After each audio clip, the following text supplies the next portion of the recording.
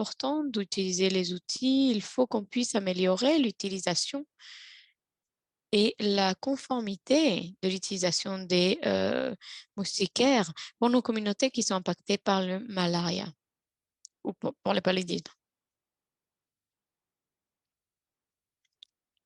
Il faut qu'on puisse revoir ce problème que nous avons, mais le plus important, c'est de travailler avec l'innovation, avec le développement de nouveaux outils. Et c'est très important pour nos communautés de pouvoir utiliser les outils de contrôle de paludisme et d'intervention. Et c'est pour ça que je suis très heureuse d'avoir cette réunion parce que je suis sûre que vous allez discuter de comment améliorer le contrôle et l'intervention de paludisme et comment nos communautés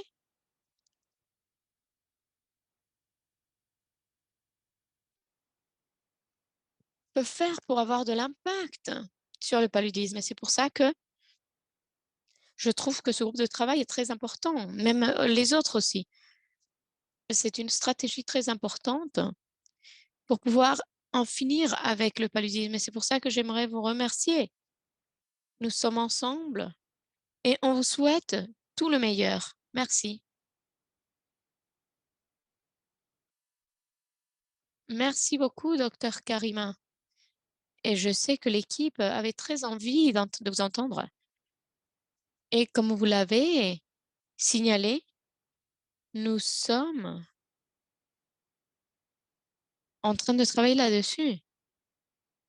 Et il faut qu'on puisse partager un peu plus et discuter ensemble. Et je voudrais prendre cette opportunité pour vous remercier et pour accepter notre invitation et pour nous avoir dirigé ces quelques mots dans notre lutte contre le paludisme.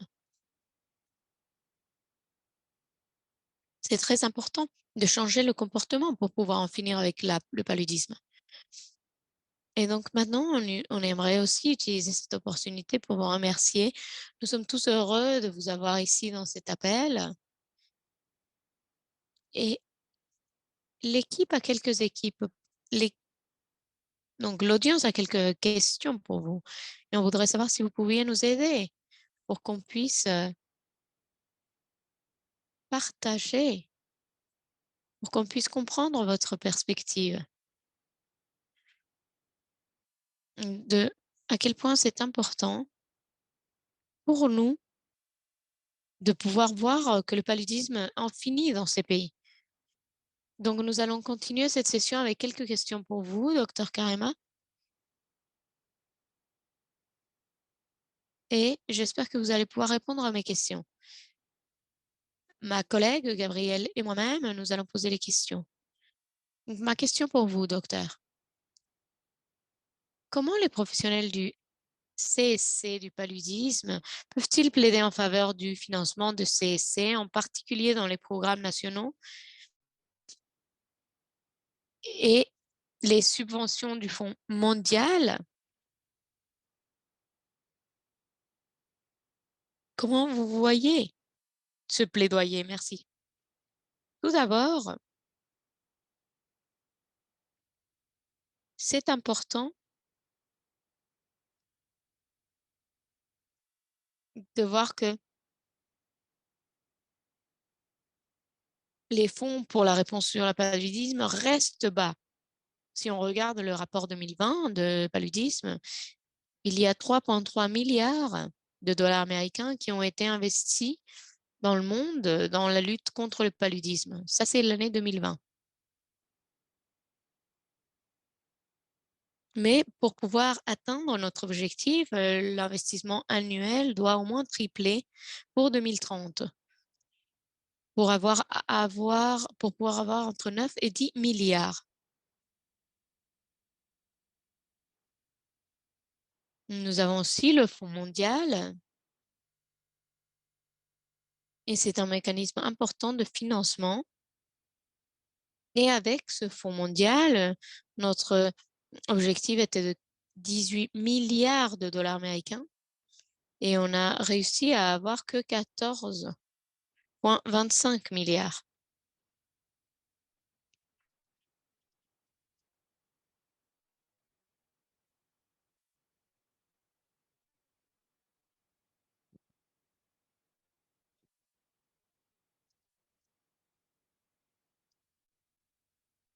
Donc ça dépend des vraiment priorités, mais cela a changé, par exemple, quand la COVID a commencé.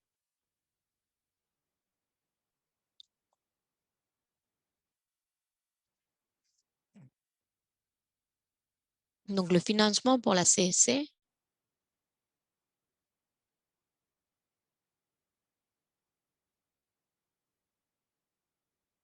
et on voit le programme.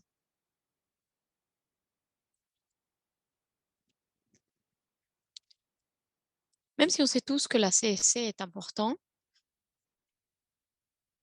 il faut qu'on puisse atteindre la couverture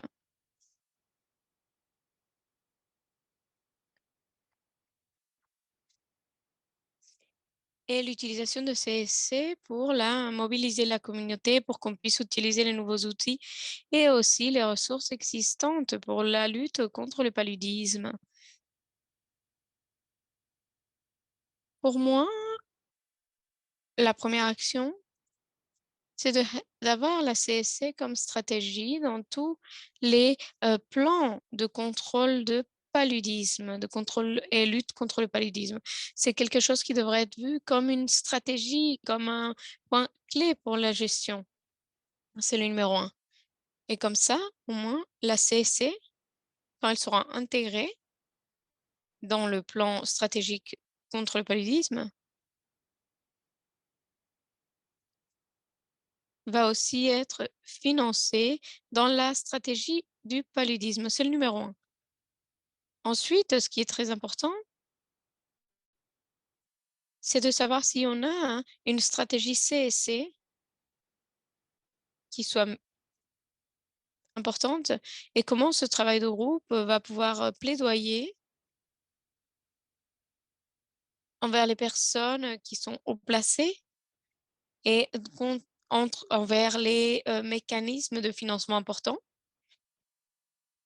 C'est très important, mais est-ce que c'est très important pour d'autres fonds de financement? Ça, c'est le point numéro un. Et il faut que ce soit une priorité. Donc, je crois que c'est très important que la CSC soit vue comme une stratégie.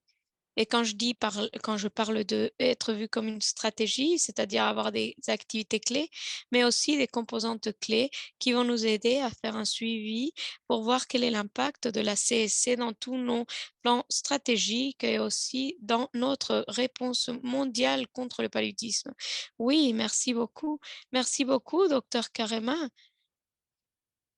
Bien sûr, nous ne pouvons pas tout finir, mais c'est très important, hein, pour, cet appel, c'est que la CSC doit être important dans tous les pays et ça doit être un de nos objectifs clés dans notre stratégie pour qu'on puisse continuer de l'utiliser et qu'on puisse plaidoyer pour plus de ressources. Nous allons pouvoir interagir avec différents, heu, responsables du programme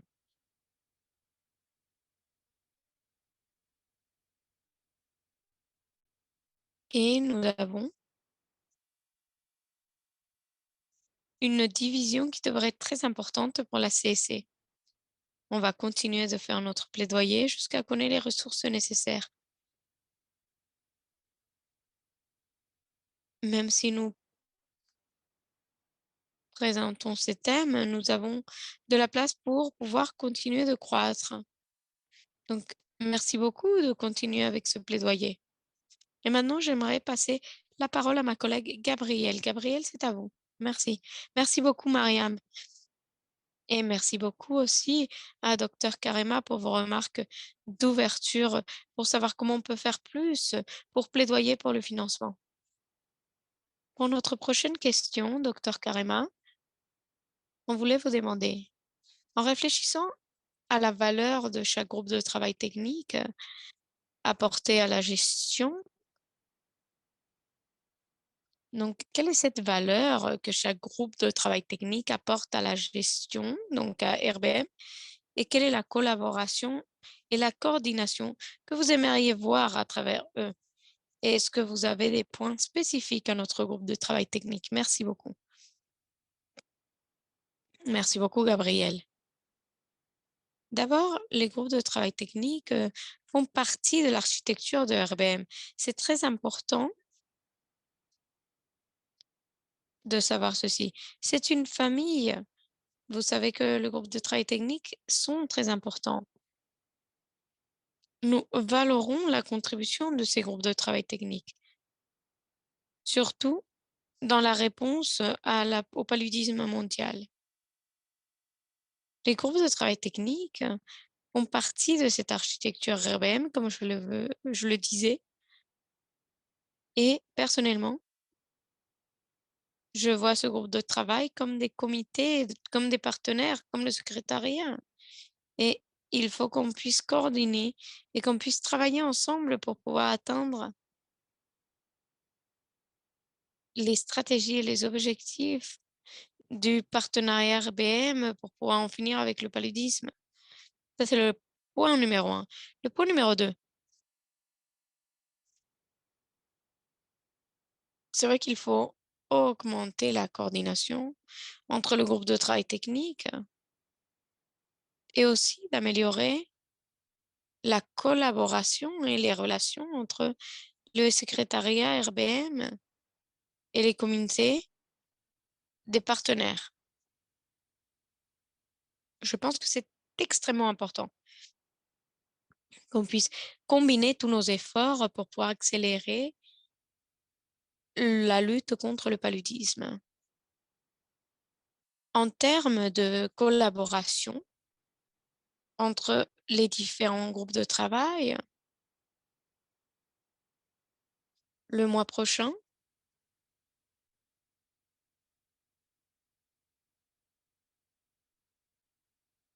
nous allons voir comment on pourrait faire un forum dans lequel tous les groupes de travail pourraient se réunir, parler ensemble et voir quelles sont les zones de collaboration possibles.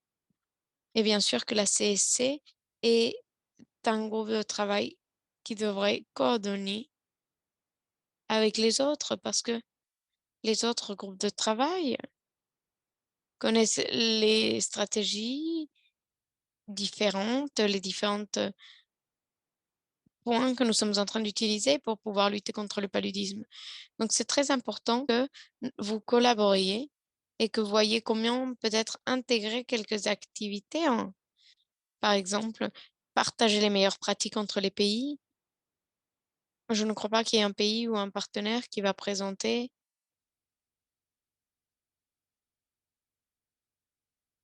une activité ou un programme sans mentionner la CSC. Ils vont toujours mentionner CSC. Et donc, je crois que c'est extrêmement important et c'est pour ça que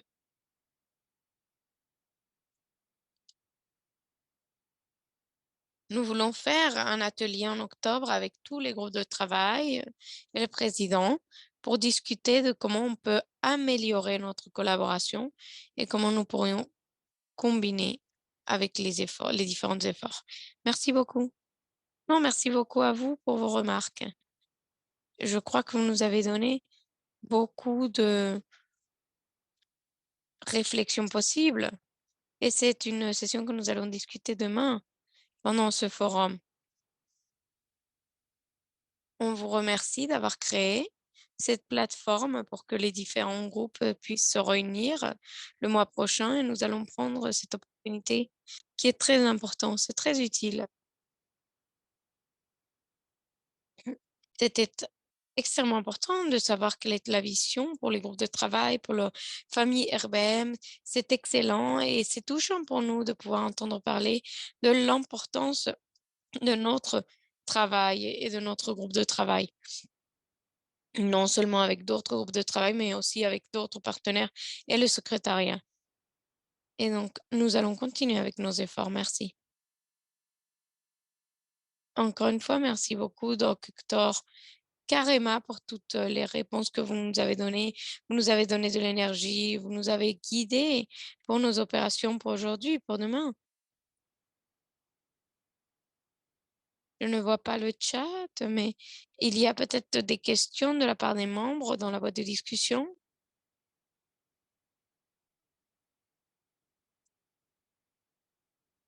Et merci beaucoup d'avoir joint notre forum virtuel.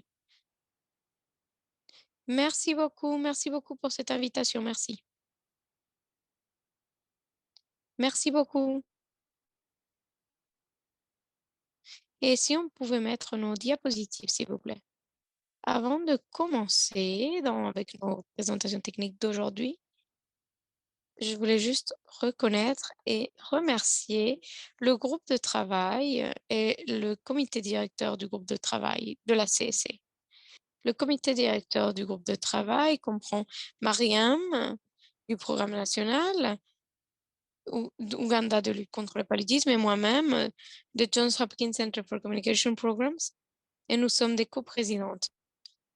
Nous avons aussi d'autres membres que vous voyez ici dans cette diapositive. Nous avons Angela Acosta avec le Johns Hopkins Center for Communication Programs, Avery Avrakatos avec l'initiative du président américain contre le paludisme par l'intermédiaire de USAID, Shelby Cash avec l'initiative du président américain contre le paludisme par l'intermédiaire du CDC, Deborah Fretzas de University Research, Tangama Fuleka du Programme national de lutte contre le paludisme du Malawi, Naomi Cervantes avec l'initiative du président américain contre le paludisme et l'intermédiaire de USAID, et Ibrahima Saona du Programme national de lutte contre le paludisme en Guinée. Merci à tous, merci au comité directeur pour votre travail inlassable et visant à avancer le programme de CST sur le paludisme et à maintenir l'élan du groupe de travail au cours des dernières années. Encore une fois, merci. Je voudrais aussi vous présenter et remercier nos ambassadeurs francophones et lusophones. Ils incluent Jemima du Madagascar, Maury de Mali, Ida de Burkina Faso et Ibrahima de Guinée, et Jean-Jacques Brou de Côte d'Ivoire est le point de contact francophone. Vous pouvez contacter les ambassadeurs francophones en sélectionnant l'onglet ambassadeur sur la page tremplin RBM, qui est en train d'être mis tout de suite à travers un lien, à travers la boîte de discussion. Nos ambassadeurs lusophones comprennent Sergio du Mozambique et Suzy d'Angola et Deborah Freites Lopez. Contact.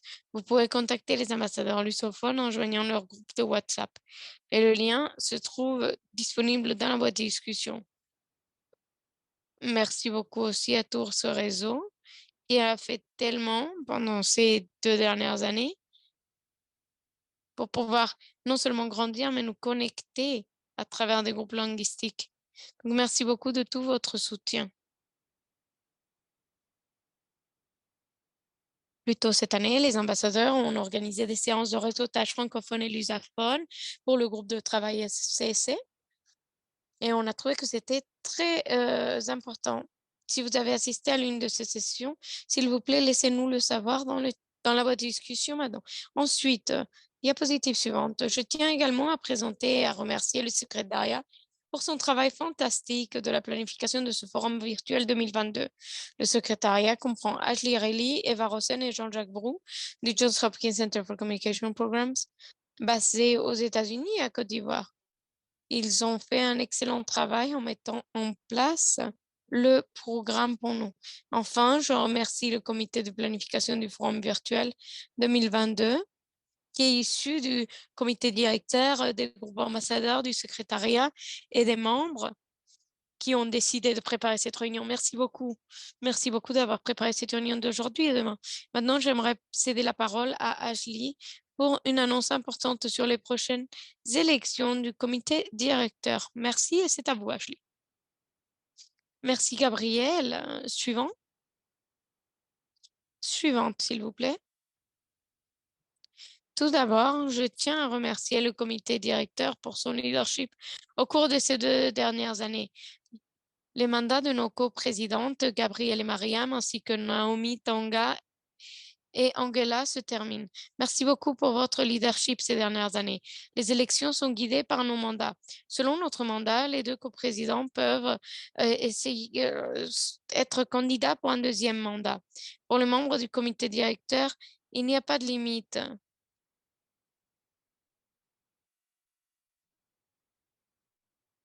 Les nominations commencent aujourd'hui et vont jusqu'au 14 octobre. Trouvez dans la boîte de discussion le lien pour le formulaire de mise en candidature. Celui-ci sera partagé par email après l'événement. Si vous souhaitez vous présenter au poste ou proposer la candidature d'un collègue, veuillez consulter notre mandat pour connaître les critères d'admissibilité. Les termes de référence sont disponibles sur nmalaria.org. Veuillez contacter le secrétariat pour toute question. Suivante.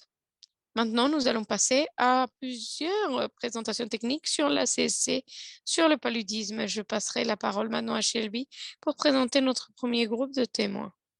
Suivante, s'il vous plaît. Merci beaucoup, Ashley.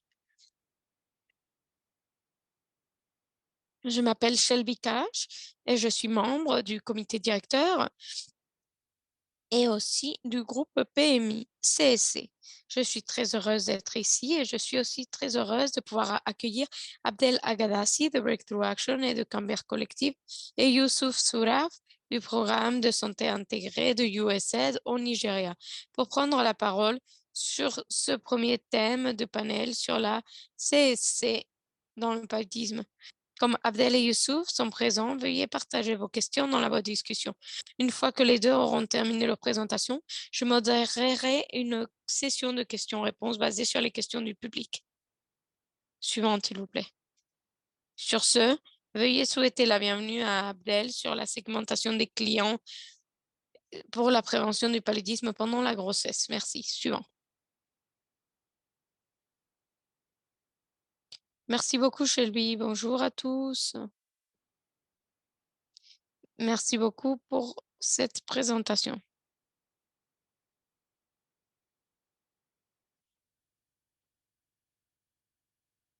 Nous allons parler donc de la segmentation avec les clients et de quelques résultats.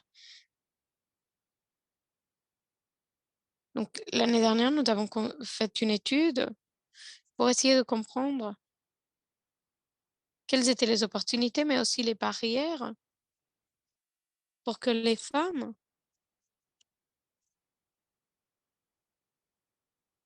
suivent le processus dans des centres de santé. Nous avons utilisé des données de Côte d'Ivoire, Cameroun et Malawi. Nous avions donc un échantillon assez grand de femmes enceintes et ensuite, nous nous sommes focalisés sur les femmes enceintes qui avaient eu une naissance en vie ces 2 dernières années.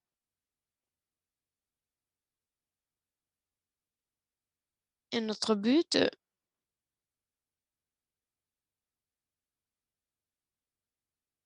était de voir si nous pouvions avoir une segmentation qui pourrait être faite à travers les pays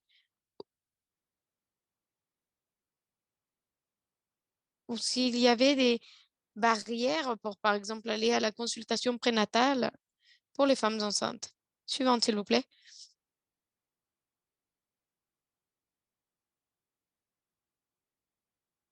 Donc, je vais partager un peu le contexte sur le paludisme pendant la grossesse. C'est un problème, un problème puisque les femmes enceintes ont un risque augmenté. Aussi, on voulait savoir combien de fois ils avaient pris le médicament pour empêcher d'attraper le paludisme pendant cette grossesse. On voulait voir aussi quels étaient les sous-groupes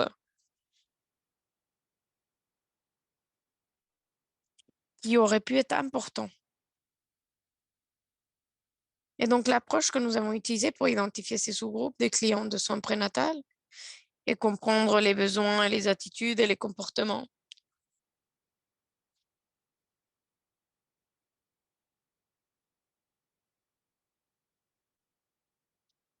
Nous avons fait des tests entre les variables du résultat et les autres dans l'ensemble des données pour comprendre les corrélations.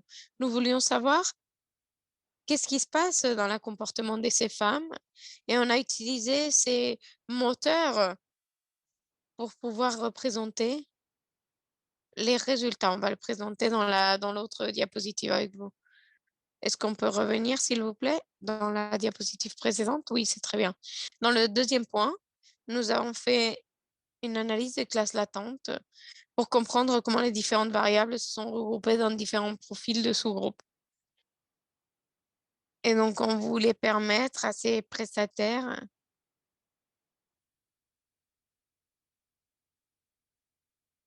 nous voulions aussi,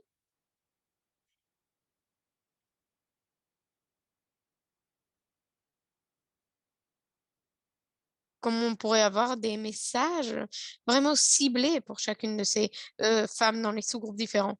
Donc, cette analyse nous montre quels étaient les sous-groupes entre la population. Il y avait 5 segments que nous avons pu identifier avec des comportements très spécifiques et des barrières très spécifiques. Notre premier groupe, on les appelait modernistes actives. Ce sont des femmes qui ont une conversation avec leur époux.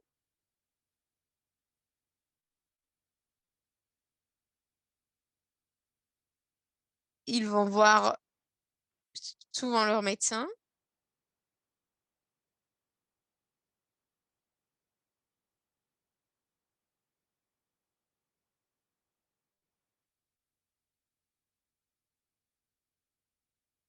Vous pouvez voir, ensuite, nous avons un autre excellent. Donc, c'est notre meilleur serment. Ensuite, nous avons les informés sans pression. Donc, pour elles, elles savent que l'ANC est important et il est utile, mais elles ne sont pas pressées d'aller à sa première visite. Elles sont moins convaincues par le médicament contre le paludisme. Et l'autre point, dans les informés sans être pressées, c'est qu'elles n'ont pas pris le IPTP.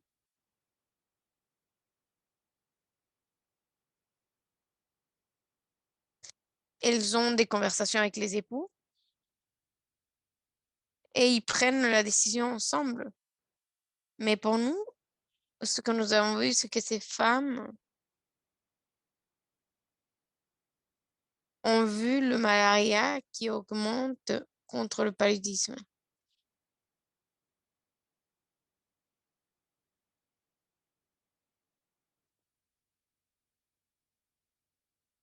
Ensuite, nous voyons qu'elles vont voir qu'est-ce qu'ils font à côté. Ensuite, nous avons les modérées prudentes. Elles vont discuter et prendre des décisions avec le conjoint et aussi elles vont aller dans des consultations et ils vont mener leur enquête. Nous avons aussi les nouvelles mères incertaines et la caractéristique clé, c'est que leur expérience avec les prestataires de soins prénatal qu'ils ont reçus auparavant n'ont pas été très satisfaisantes. Ensuite, finalement, les inconscients vulnérables. Et pour la caractéristique, c'est que leur partenaire prend la plupart des décisions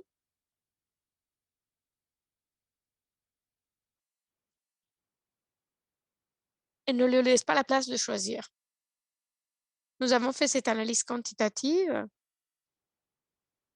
et nous avons rajouté une citation pour personnifier chaque sous-groupe. Et donc, ces citations sont pour pouvoir expliquer qui est cette femme derrière ces profils.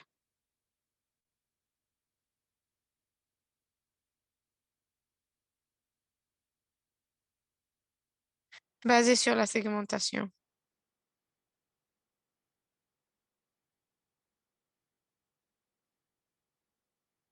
Quand nous avons identifié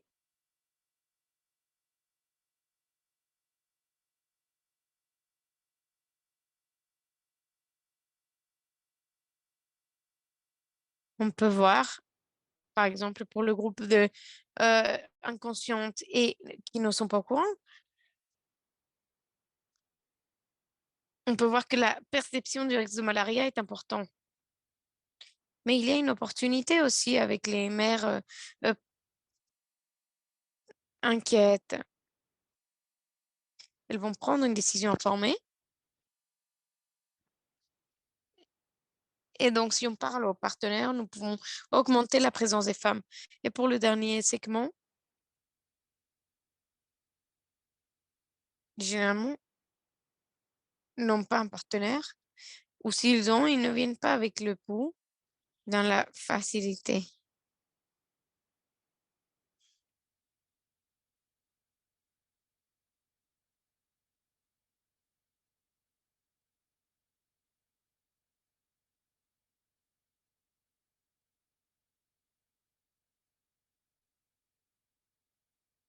Ici, par exemple, il faut informer et il faut savoir que les femmes dans la communauté ne vont pas suivre peut-être ANC ou le médicament de IPTP. Et donc, il y a une opportunité pour pouvoir parler avec la communauté et leur permettre de pouvoir suivre et aussi participer dans ce segment.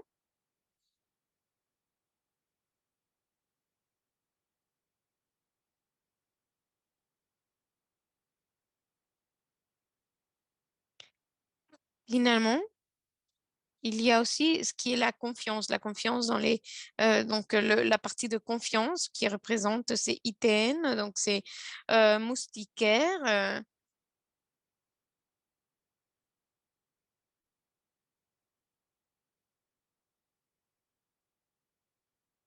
Il y a une tendance à croire que les moustiquaires sont très importants, mais aussi du scepticisme dans lequel on n'est pas sûr si cela sera utile.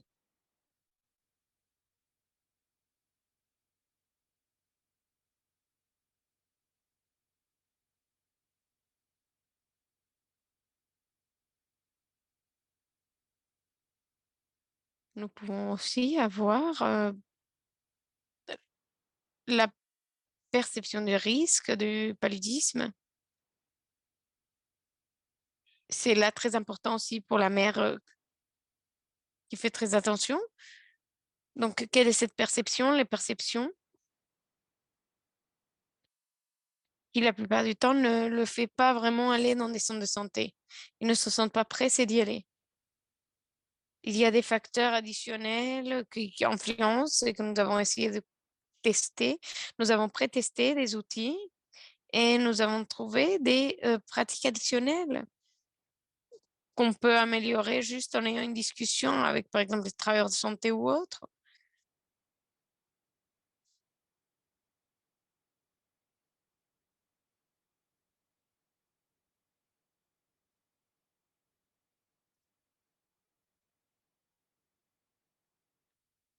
Nous pouvons voir que c'est très important de, par exemple, pendant le premier trimestre, de pouvoir atteindre leur centre de santé pour pouvoir faire des visites. Il y a d'autres facteurs, expérience en ce qui concerne le IPTP, comment cela va impacter la grossesse et la santé. Il y a quelques femmes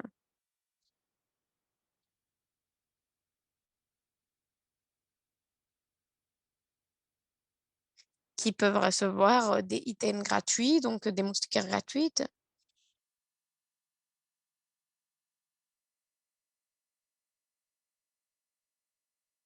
Et il y a aussi des femmes qui, par exemple, vont venir au centre, ils vont euh, m- m- faire un rendez-vous pour la date d'accouchement, mais elles vont pas revenir pour ces visites de routine.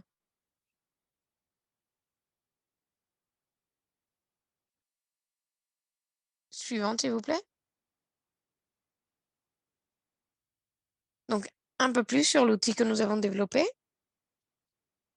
L'outil que nous avons développé,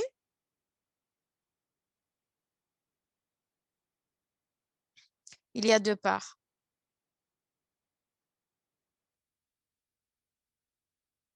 Donc, nous utilisons des questions que le prestataire peut utiliser et il sait dans quel sens.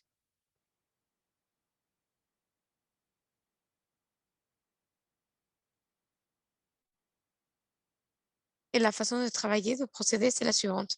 Ce sont des cartes de conseil qui sont utilisées par le prestataire au début de chaque session. Ensuite, cela inclut un outil de profilage pour identifier le segment de la cliente.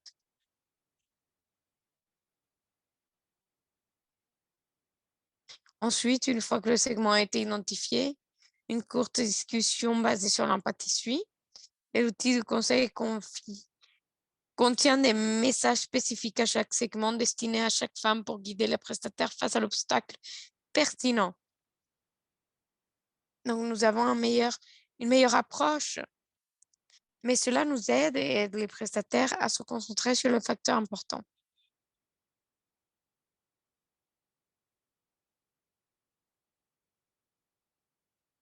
Le tout est basé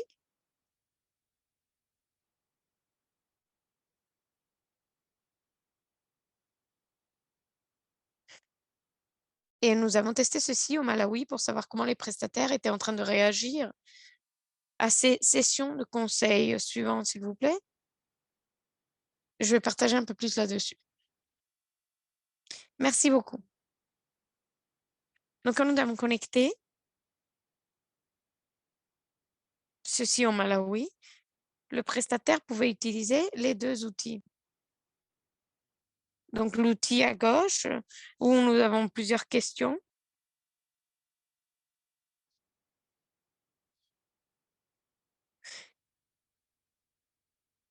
La première partie, c'est la question de ministère pour pouvoir aider à classifier la femme. Et par chaque segment spécifique, on peut commencer à les identifier. Suivante, s'il vous plaît. Le pré-test nous a donné des résultats solides.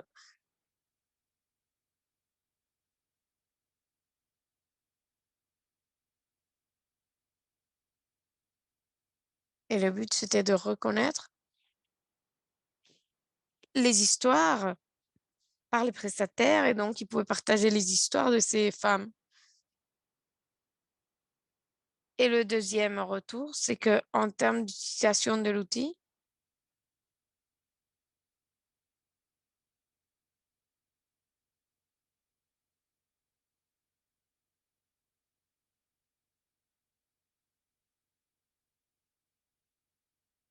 ici, nous avons, avec plus de formation et l'utilisation des outils, nous pouvons aller plus rapidement dans cet outil et nous pouvons donner aux prestataires une accélération de comment créer ces sessions de...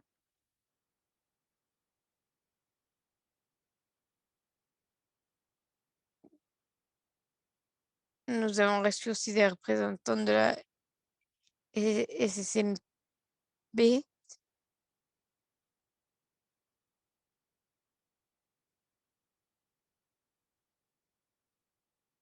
Et j'aime beaucoup aussi l'opportunité que la femme a de pouvoir utiliser cet outil parce que c'est un outil qui est pour la communauté, mais c'est un outil qui a été créé pour ces centres de santé.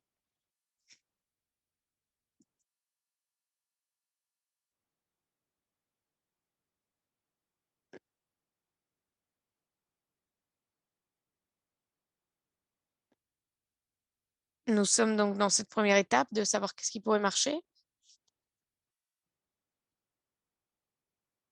et nous essayons de mettre ceci à échelle. Donc voilà, c'est rapidement ce que nous avons fait. Donc merci beaucoup. Merci beaucoup pour cette présentation très importante, Abdel. S'il vous plaît, continuez de partager vos questions avec Abdel sur la voie de discussion suivante, s'il vous plaît. Maintenant, j'aimerais passer la parole à Abdel Youssef, qui va nous parler de sa présentation du centre à la communauté. Et donc, les prestataires de changement de comportement améliorent la portée des soins antipaludiques de qualité dans le nord du Nigeria. Merci beaucoup. J'espère que tout est clair. Je m'appelle Dr. Youssouf Touraj et je travaille pour le USAID Integrated Health Program. Et donc, je vais vous parler de centre à la communauté. Le changement de comportement des prestataires améliore la portée de soins antipaludiques de qualité dans le nord du Nigeria.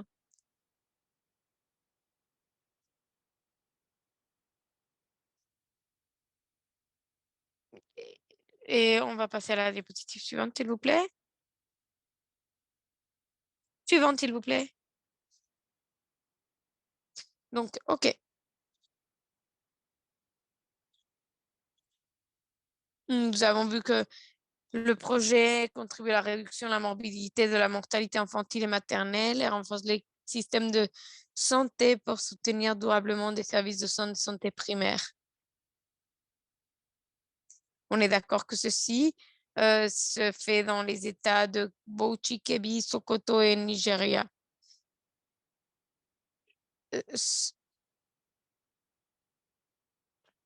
Ce que nous voyons, c'est que nous travaillons avec des techniciens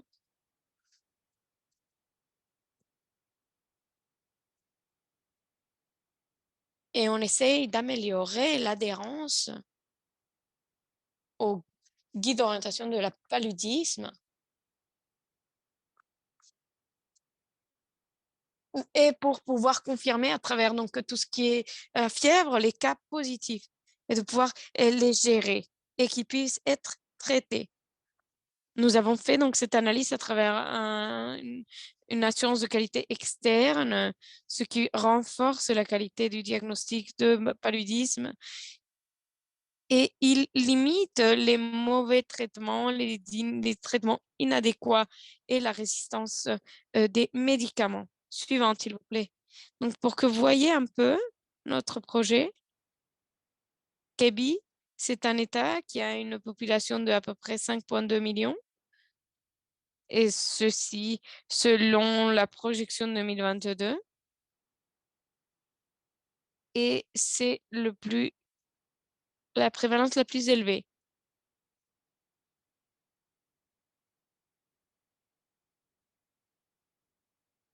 Ils ont 225 centres de santé primaires, 21 hôpitaux généraux et 20 centres privés. Ils ont aussi le soutien de différents bureaux dans le système. Ils ont différents bureaux qui sont localisés dans d'autres États et ils ont des mandats spécifiques. Suivante, s'il vous plaît. Donc, pour cette diapositive, ici, nous avons une situation initiale, c'était en 2019. Et donc, ce que nous avons vu, c'était qu'il n'y avait pas une analyse poussée. Il y avait le diagnostic clinique qui était élevé.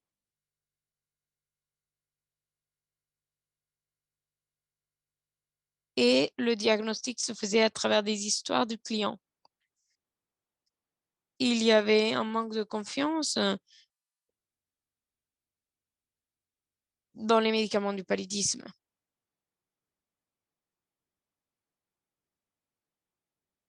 Il y avait de la mauvaise qualité de la conduite et du respect des directives.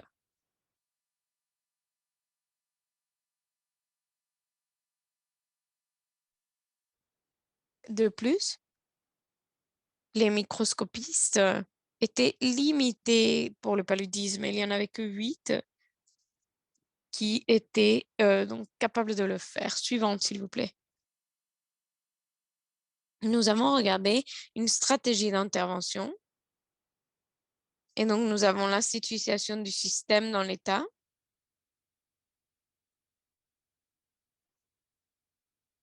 Nous avons parlé de l'institutionnalisation donc de notre système et la vision et la création d'approbation des différentes actions.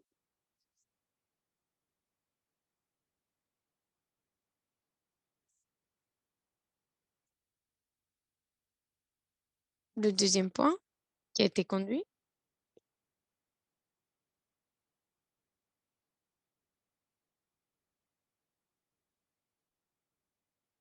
c'est par exemple le renforcement des capacités de certification des agents, surtout les formations en microscopie du paludisme.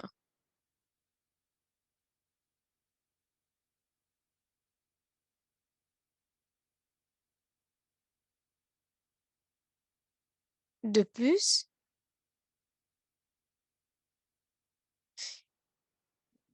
il y avait tout cela qui a été fait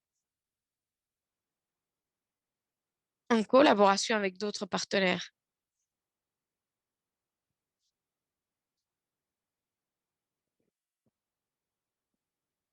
Nous avions donc ce renforcement des capacités que nous avons pu conduire.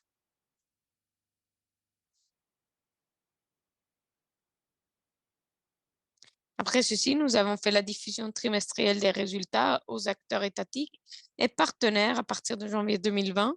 Ça faisait partie du protocole pour que tout le monde puisse s'assurer que les réunions étaient bonnes et pouvoir identifier les manques ou les lacunes.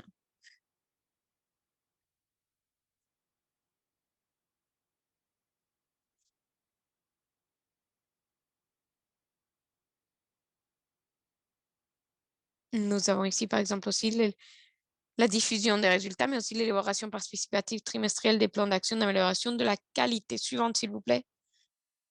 Donc ici, vous avez un tableau.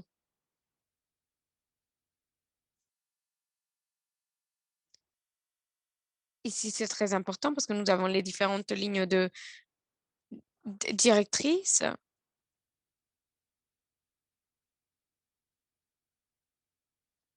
Ce sont des révisions que nous avons faites et que nous avons approuvées pour l'utilisation.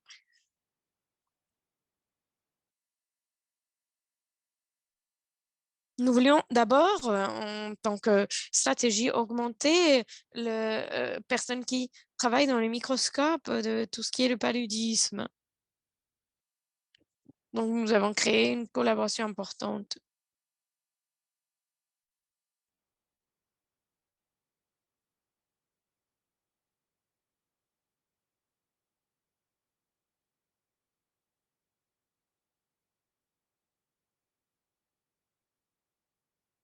Ici, par exemple,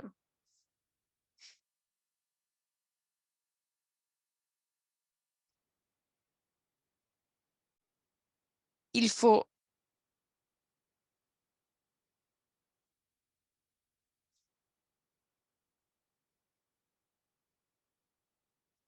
créer donc tout ce qui était les stratégies pour les centres. Suivant, s'il vous plaît.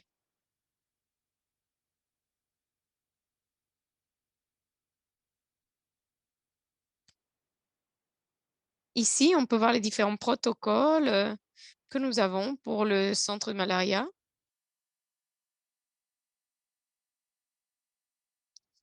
Nous avons donc ici des requis qui sont différents pour tout ce qui était l'utilisation du microscope pour le paludisme et aussi l'utilisation des moustiquaires dans les centres. Nous avons aussi donc le contrôle de qualité et des contrôles de qualité pour pouvoir améliorer la qualité. Nous pouvions améliorer aussi les compétences des microscopistes, comme on l'a mentionné auparavant.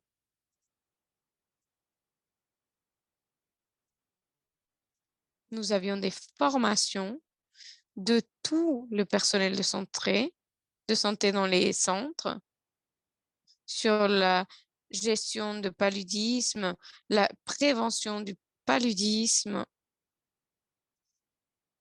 entre autres, pour pouvoir améliorer la compréhension des standards de paludisme, le traitement et le diagnostic. Nous avons aussi des personnes qui sont le point focal pour le paludisme. On a travaillé en étroite collaboration avec eux et aussi des centres qui sont des centres pour le paludisme, pour les traiter le paludisme.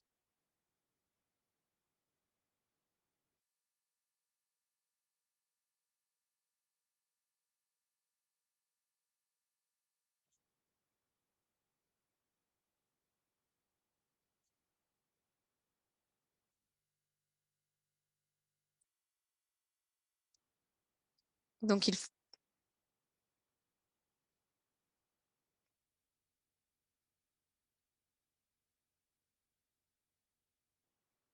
et nous avons donc des centres qui sont identifiés pour savoir comment on peut identifier et améliorer la qualité.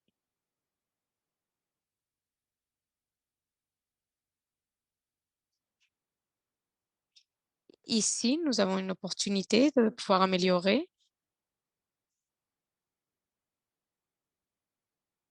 pour le paludisme. Nous avons traité tous les cas. Nous avons des termes clés ici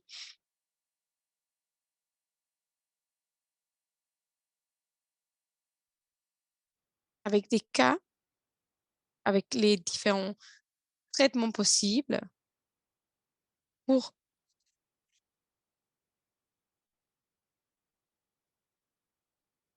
les différents traitements pour s'assurer que le paludisme, c'est le paludisme. Donc, nous avons ici le système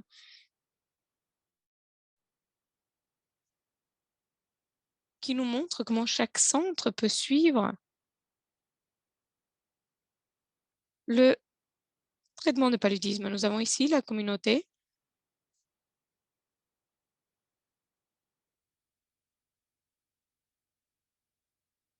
Nous pouvons voir ici, par exemple, des personnes qui ont de la fièvre pour savoir s'ils étaient continués avec ces mêmes lignes.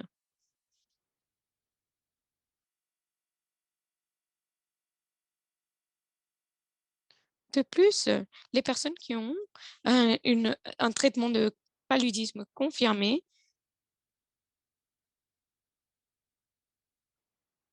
ce sont des personnes qui ont été testées positives pour le paludisme par une confirmation non compliquée.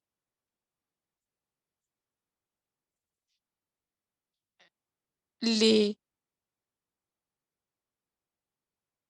diagnostics, qui est celui selon un de nos diagnostics, c'est ce que nous essayons de faire.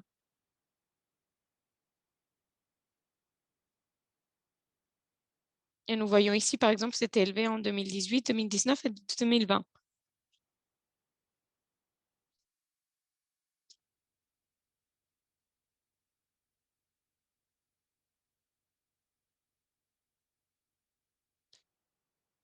Nous avions différentes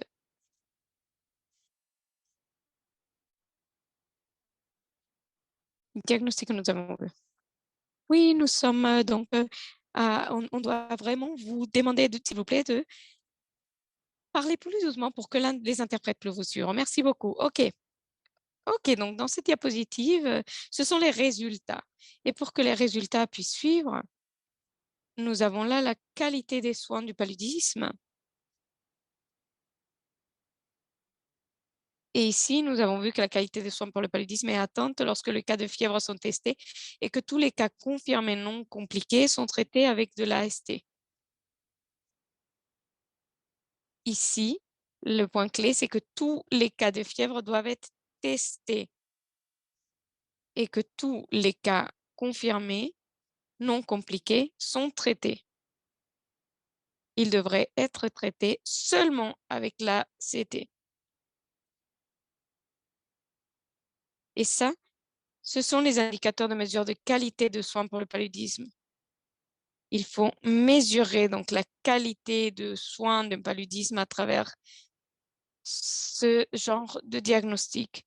Parce que vous avez vu que tous les individus qui avaient de la fièvre, le nombre de personnes qui ont été traitées avec l'ASCT, nombre de personnes qui avaient un cas de paludisme confirmé non compliqué. Donc, pour les cas confirmés de paludisme, ont descendu, donc ont diminué entre 2019 à 2022 de 282 000 à 176 000 dans les établissements de santé primaire des États de Québec. Et je crois que ceci peut être lié au fait qu'avant, le diagnostic pouvait être un diagnostic inadéquat, un diagnostic sans confirmation.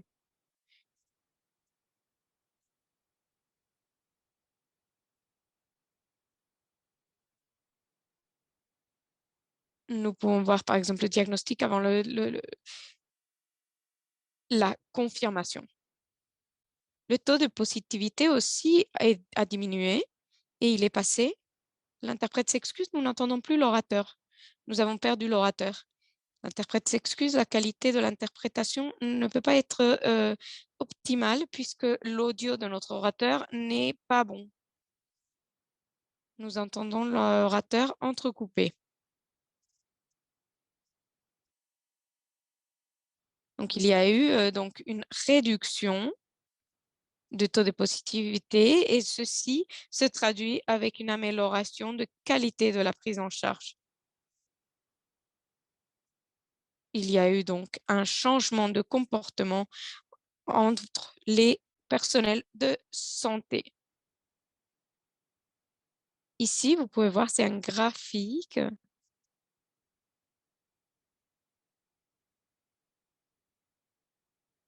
qui voit différents paludismes, donc le paludisme équus, et on compare les résultats entre le trimestre 1, trimestre 2 et trimestre 3 de 2022, quand notre euh,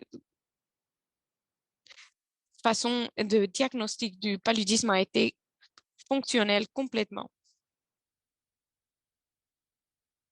Les éléments sont comparés ici dans la mise en œuvre et l'élaboration. C'est donc les espaces de test, les différents pratiques, comme par exemple la gestion des risques, les ingrédients différents qui sont utilisés pour la microscopie. Aussi, on parle de différents traitements, la préparation et l'examination. Donc, ça nous aide avec le processus de microscopie, l'assurance de qualité et une performance globale. Ce sont les examens que nous faisons. Et bien sûr, vous pouvez voir qu'il y a eu une amélioration importante.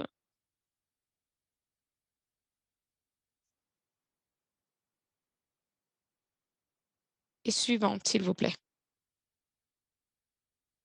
Et donc, sur ce, j'arrive à ma conclusion. Les réunions de diffusion et le plan d'amélioration continue de qualité sont les principales stratégies employées pour changer l'attitude des cliniciens à la fois sur la microscopie du paludisme et sur les résultats du paludisme.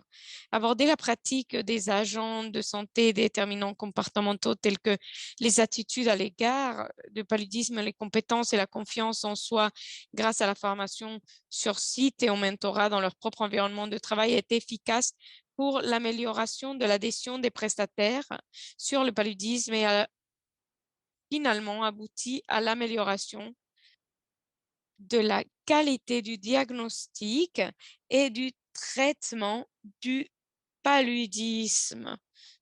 Ils ont amélioré le comportement et ils ont réduit le mauvais diagnostic que nous faisions auparavant. Il y a donc l'amélioration dans le diagnostic du paludisme et leur traitement. Merci beaucoup. Merci beaucoup, Youssef, et merci beaucoup, Abdel et Youssef, pour votre excellente présentation. Ce sont des bonnes présentations qui ont montré l'importance de la CSC dans le paludisme pour la prestation des services. Et maintenant, nous allons passer à notre étape de questions-réponses. Donc, étape de questions-réponses de cette présentation.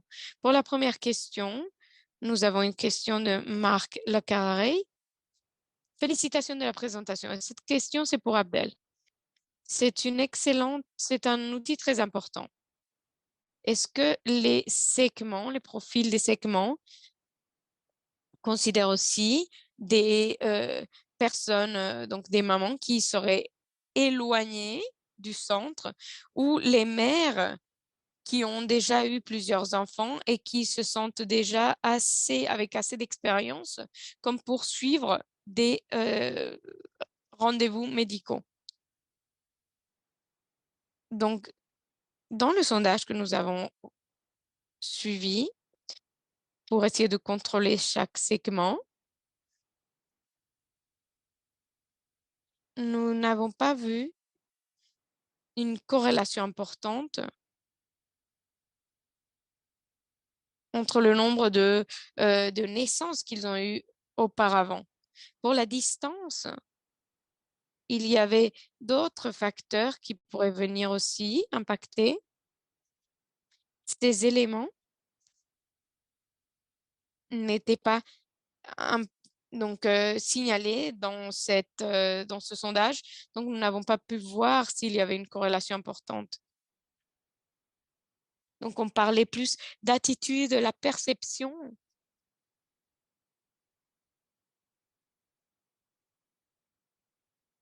des femmes.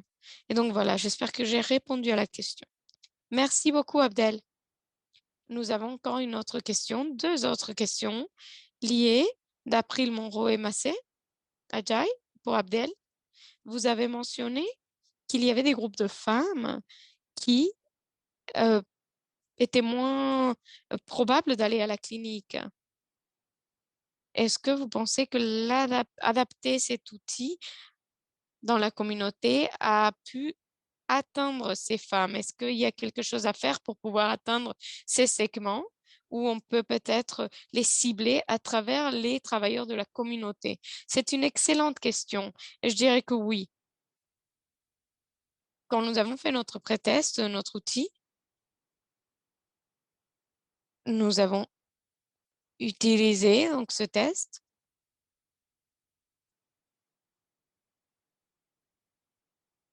et nous avons vu donc qu'il y avait des mères qui venaient au centre au moins une fois par mois et il y avait une petite proportion de femmes qui venaient plus tard dans le centre pendant leur grossesse.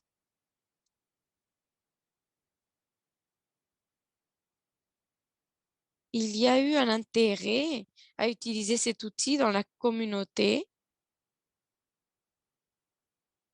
et comme ça, on a pu les identifier plus tôt.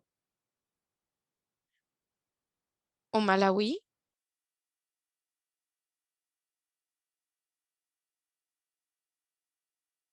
nous avons une communauté de femmes, par exemple, qui vont venir au centre que si les autres femmes leur conseillent.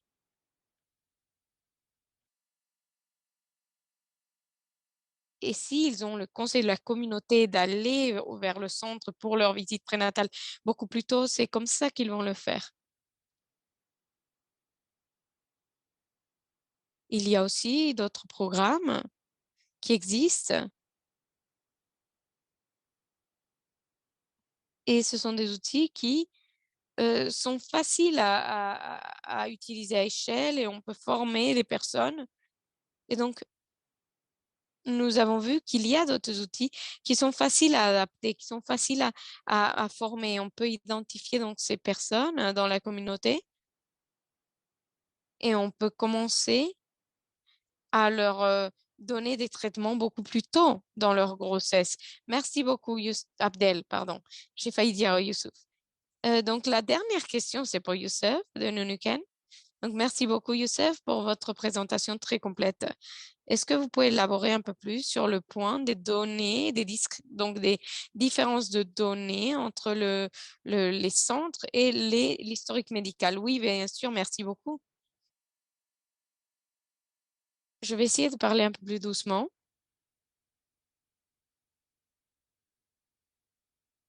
Si vous regardez la documentation dans ces graphiques, nous avons presque tous les éléments de base de la documentation jusqu'à la performance.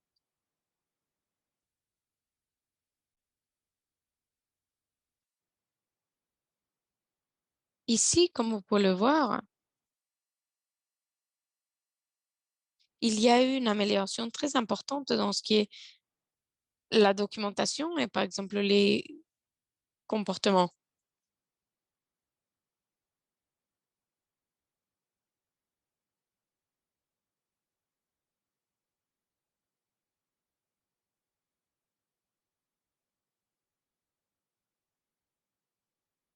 De plus, comme j'ai mentionné auparavant, nous avons mis en place un système pour pouvoir donner accès au centre beaucoup plus facilement. Et donc, il y a eu beaucoup de différences dans le diagnostic clinique et l'autre. Nous avons vu qu'il y a des différences entre ceux qui font les tests et ceux qui ont le diagnostic sans le test. Vous pouvez voir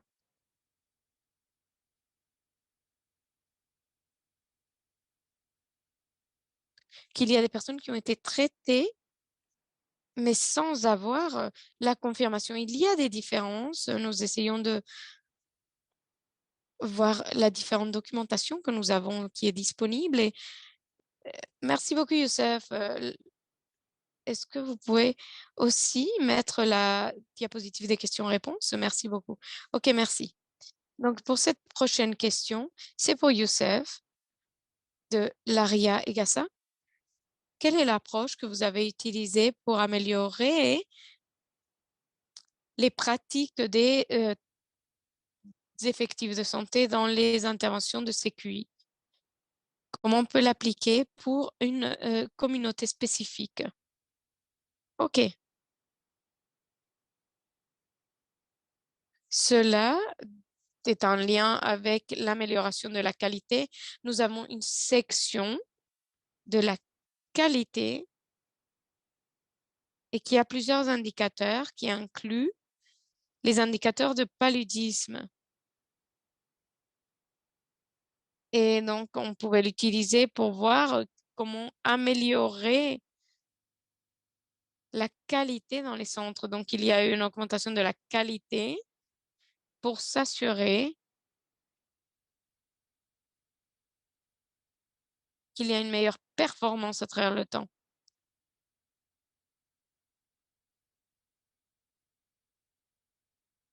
Donc, c'est ce que nous avons vu. Tout le monde pouvait voir comment on pouvait analyser. L'interprète s'excuse, nous avons perdu l'orateur. Oui, excusez-moi.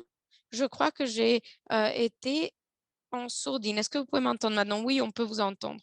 OK. Nous n'entendons pas l'orateur. OK, donc ce sont toutes les questions. Nous n'avons pas plus de temps. Donc, merci beaucoup à Abdel et Youssef et tout le monde. Il y a aussi une demande de Elisabeth Rader pour Abdel. Est-ce que vous pouvez partager l'outil de conseil qui s'est utilisé? Abdel, peut-être que vous pourrez répondre à ceci dans la boîte de discussion. Donc, s'il y a d'autres questions que nous n'avons pas pu répondre à travers cette session, nous voulions demander à Abdel et Youssef de répondre ceci à travers la boîte de discussion. Et maintenant, j'aimerais passer la parole à Debra Freitas Lopez pour présenter notre prochaine présentation. Merci beaucoup. Bonjour à tous, je m'appelle Debra Freitas Lopez et je une directrice de la région d'Afrique de l'Ouest et je suis aussi une des membres du comité de directeur. Suivante, s'il vous plaît. C'est un plaisir pour moi de vous présenter Pauline Wamouloun du Programme national d'élimination de la Zambie. Sa présentation examine comment l'utilisation de l'intelligence spatiale peut améliorer le ciblage CSC pour les campagnes de pulvérisation résiduelle intérieure. Pauline, s'il vous plaît, n'hésitez pas à parler doucement pour l'interprétation. Merci beaucoup et c'est à vous.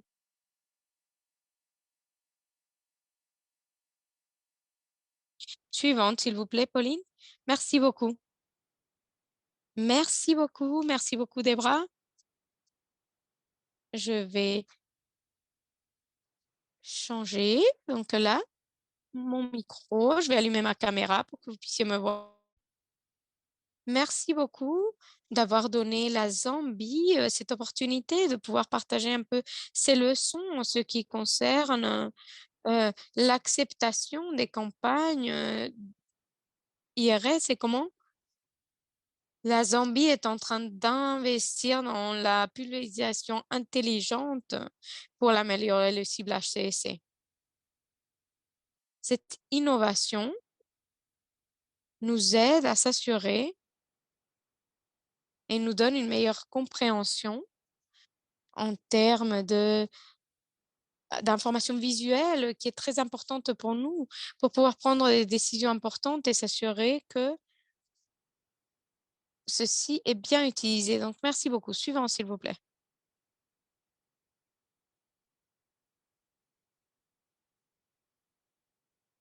Donc, nous avons parlé de cette présentation. Il s'agit de prendre des décisions plus intelligentes et donc avoir une pulvérisation plus intelligente dans notre pays en ce qui concerne la pulvérisation en intérieur. Suivante, s'il vous plaît. Ma présentation va regarder le flux de données de paludisme.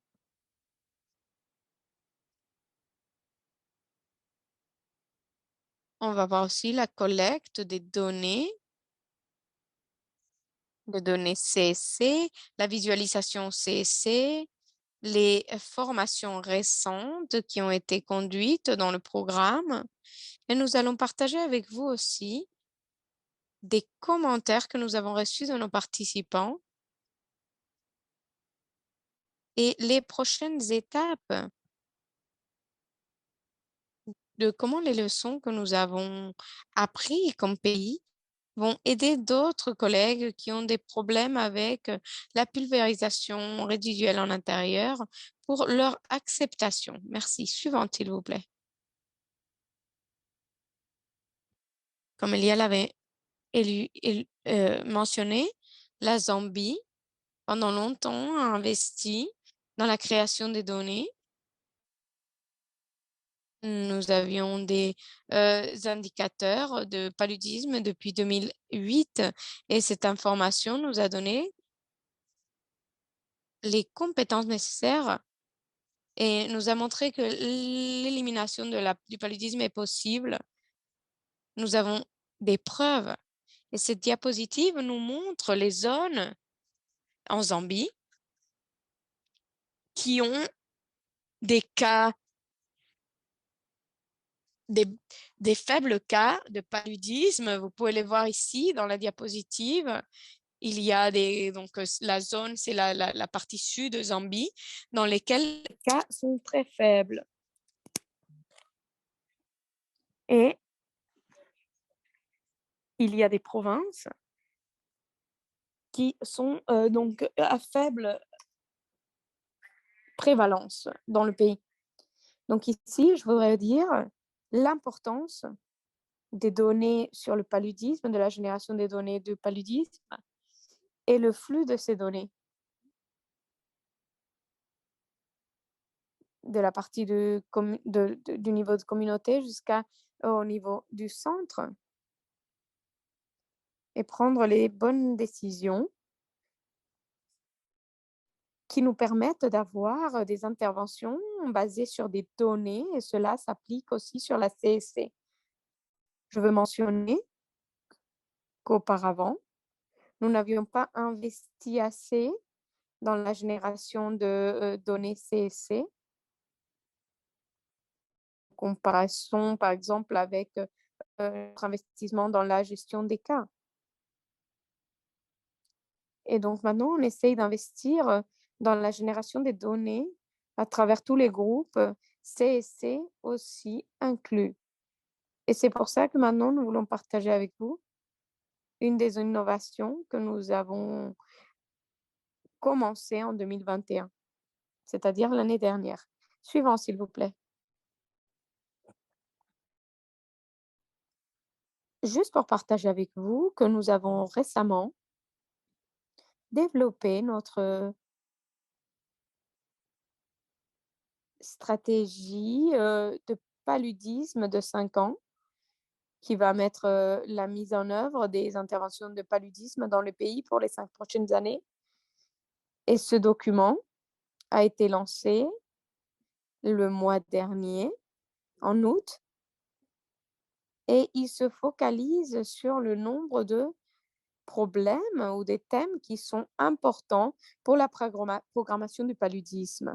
Il se focalise aussi sur la personnalisation de quand et comment nous allons mettre en œuvre nos interventions pour accélérer la réduction du paludisme et essayer de trouver des zones libres de paludisme dans les communautés sans transmission communautaire et aussi renforcer l'information du paludisme pour, qu'on puisse collecter, analyser, visualiser les données de paludisme. Aussi, ce programme de paludisme a pris la décision de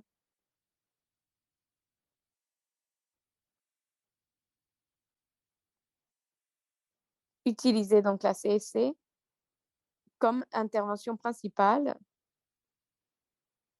au lieu d'être une intervention CSC, à travers tous les activités. Ils ont réalisé l'importance du rôle de la CSC dans tout le programme de paludisme.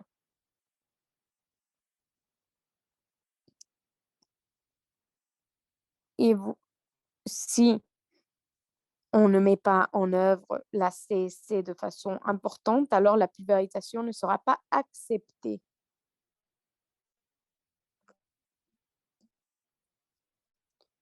Donc l'investissement dans la CSC et dans cette intelligence spatiale, la Zambie est en train de mettre cette innovation en pratique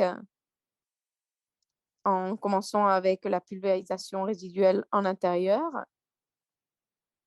et ils espèrent augmenter la couverture, de la pulvérisation et en 2021, c'est-à-dire l'année dernière, nous avions à rajouter des questions de CSC aux activités qui se faisaient juste après la pulvérisation. Donc nous avions donc des questions sur la CSC, on posait des questions aux membres de la foyer, des questions sur la pulvérisation, surtout dans la partie sud de la Zambie, dans la partie rouge, dans l'écran et c'était très intéressant. Les résultats ont été utilisés pour visualiser l'exposition envers les messages de paludisme et comparer aux cartes de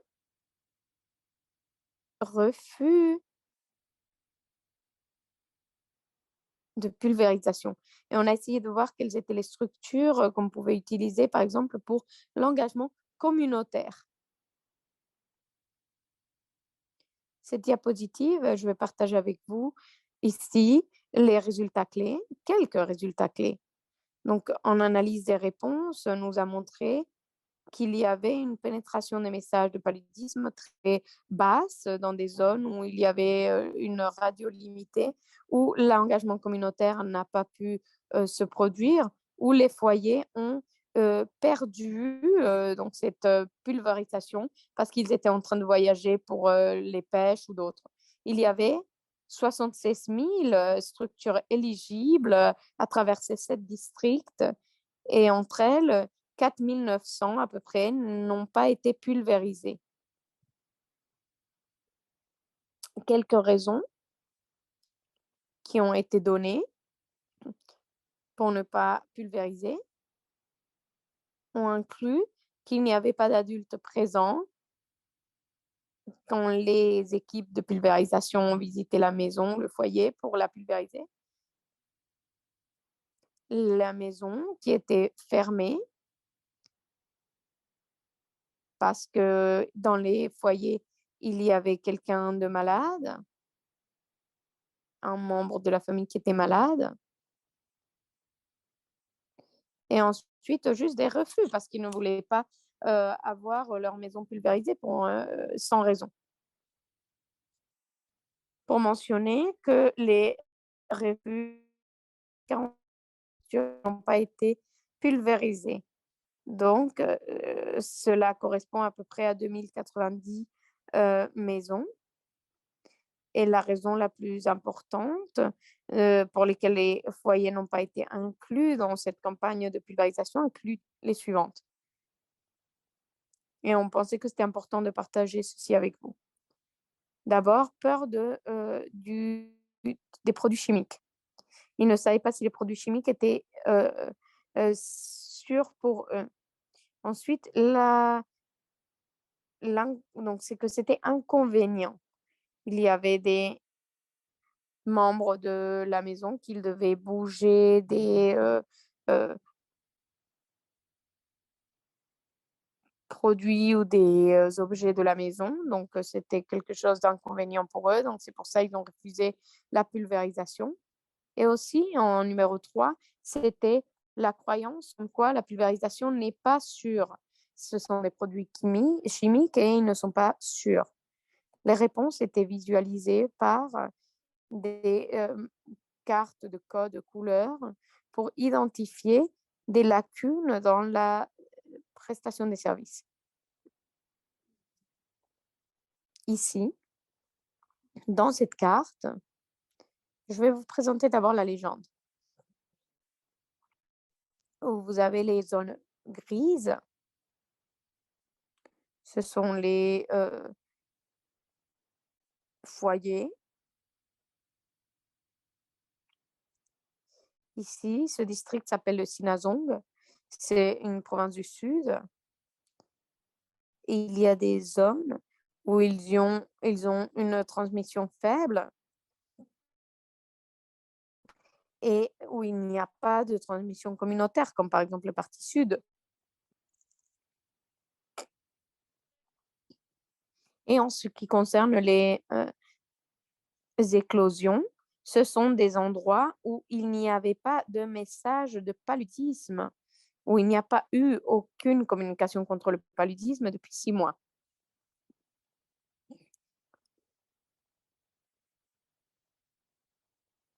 Les points jaunes représentent des foyers qui ont reçu des euh, euh, enquêtes et les questions n'ont pas été posées.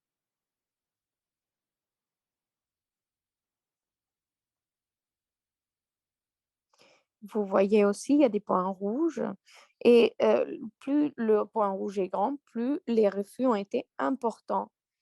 Ici, on voit que les refus oui, sont très importants, donc ils n'ont pas voulu la pulvérisation et avec cette visualisation, on peut prendre des décisions en ce qui concerne où on peut investir nos ressources ou envoyer nos ressources en termes de CSC. On peut l'amener par exemple à une zone où il y a des refus importants.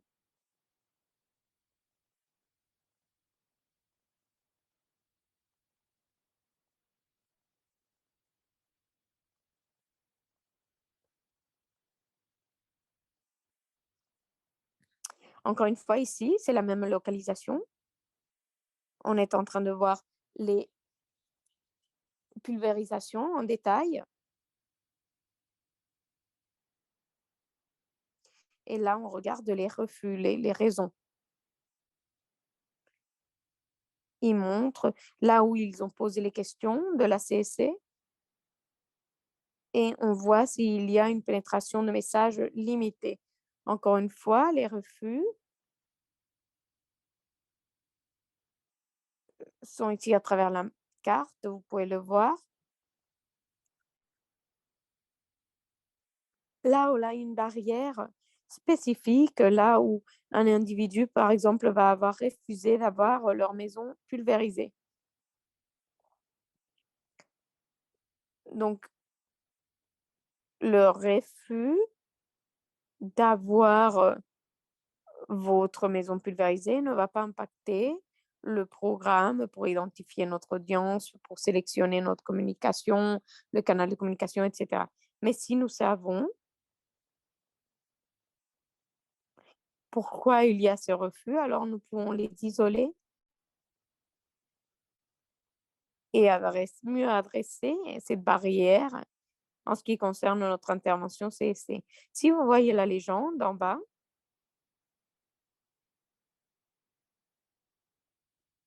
les couleurs représentent le type de refus, par exemple la peur des produits chimiques. Vous pouvez voir aussi là où il y a des problèmes des insectes. Donc, cela va aider notre programme à envoyer des messages effectifs qui vont adresser ces barrières. Suivante, s'il vous plaît.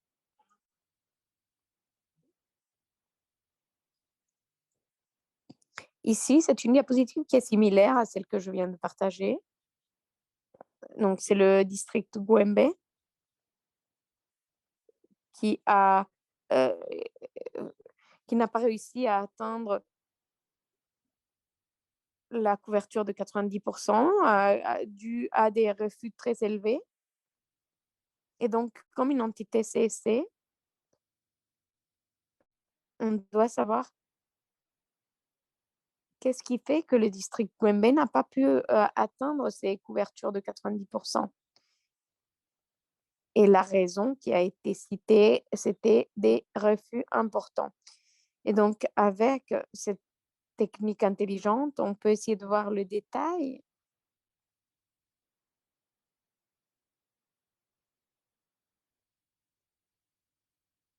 et savoir quelle est la raison des refus. Et quand on regarde le point rouge, vous pouvez voir le nombre de structures qui ont un nombre élevé de refus. Donc, par exemple, les communautés, les écoles, les communautés.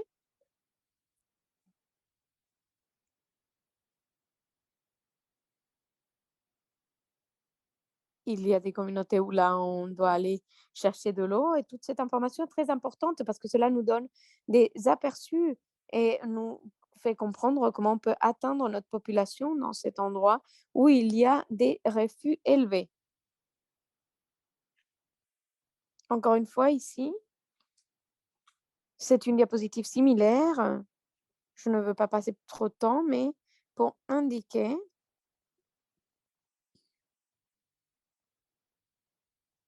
que cette innovation a été faite dans le sud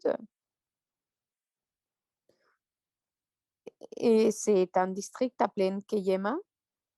Il y a des refus importants et on va continuer avec la diapositive suivante.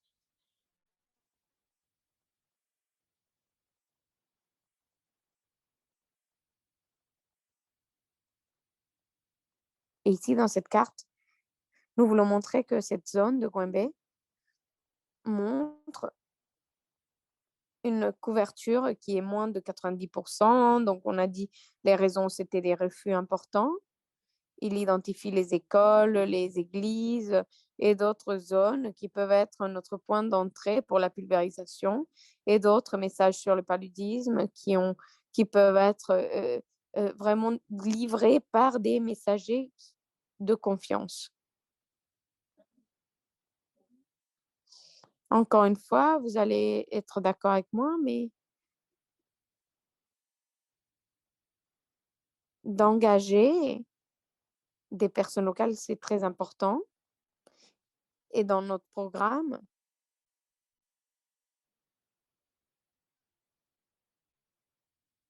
c'est très important, l'engagement communautaire, c'est une partie importante de notre programme de CEC. Et donc ici, c'est pour montrer que pour pouvoir augmenter l'utilisation des pulvérisations, on peut s'assurer qu'on est en train d'utiliser des canaux effectifs. Parfois, nous avons des retours des différentes parties prenantes à travers le pays. Et ici, on peut voir l'importance d'impliquer les responsables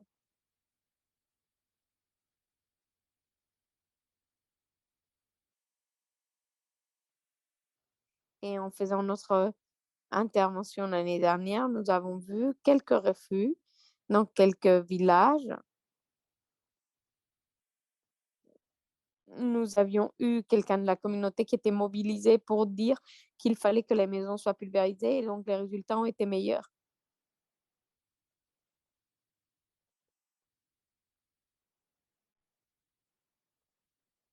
Nous avons lancé notre nouvelle campagne hier et notre campagne s'effectuera entre le 27 de ce mois-ci jusqu'à fin novembre. Donc, nous avons l'engagement communautaire comme point clé et l'avantage, c'est qu'aussi, il est assez accessible. Juste pour partager avec vous quelques photographies de nos participants qui ont euh, participé dans notre formation sur la pulvérisation résiduelle d'intérieur. Et aussi, nous avons fait cette interaction avec la visualisation de c'est très important parce que comme ça, ils peuvent avoir une idée des endroits où nous avons beaucoup de refus et comme ça, ils peuvent prendre la décision en ayant ceci en tête. Encore une fois, c'est pour montrer que ces cartes sont très importantes.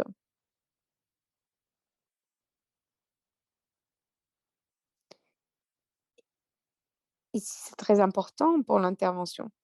Suivante, s'il vous plaît.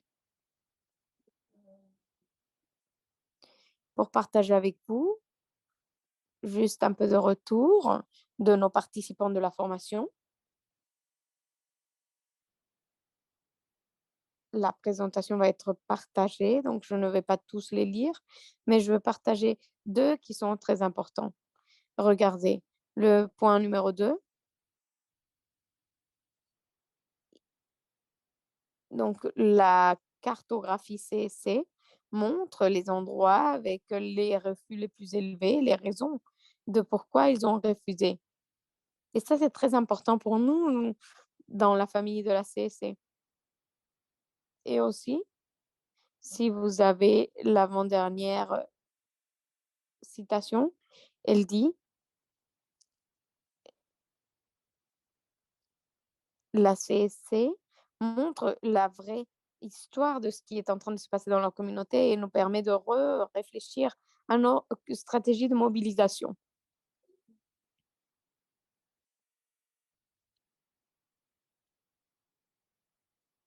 Pour les résultats donc et la collection des données de 2021, nous voudrions collecter des questions additionnelles. Ces questions vont être obligatoires et cela va nous aider à avoir, des données solides et on espère qu'avoir ces données sur les barrières vont nous aider à mettre en œuvre la CSC.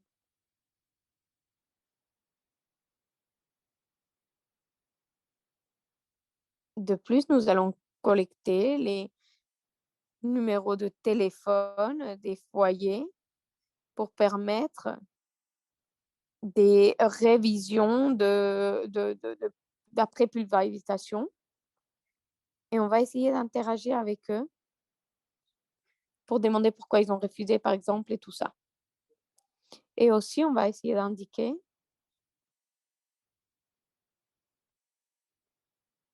que les nouvelles questions de l'enquête vont inclure de montrer aux répondants une image ou des posters de pulvérisation et distribuer ceci au district.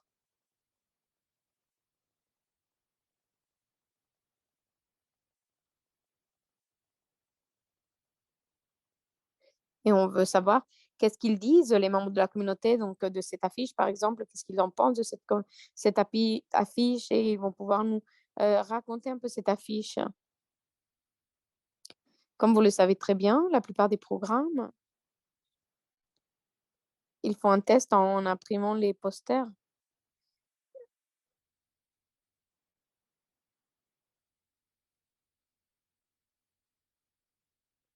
Est-ce que ici, par exemple, on devrait rajouter d'autres canaux de communication, d'autres types d'affiches?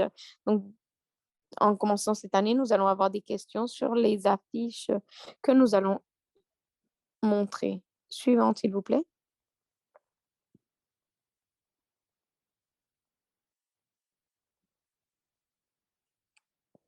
Et donc là, en conclusion, je voulais mentionner que de notre perspective comme programme, et quand je parle de programme, je parle de tous les partenaires et de la CSC. Et donc, les résultats de cette approche nous aident à créer des messages et des activités beaucoup plus personnalisées.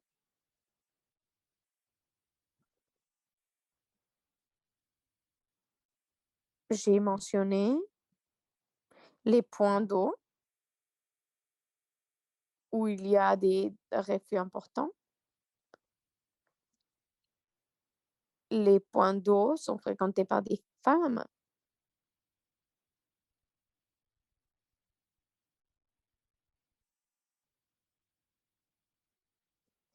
Est-ce qu'on, par exemple, devrait utiliser ces points d'eau pour partager des informations avec les femmes et échanger avec elles? Pour parler des barrières, les barrières dont nous avons déjà parlé.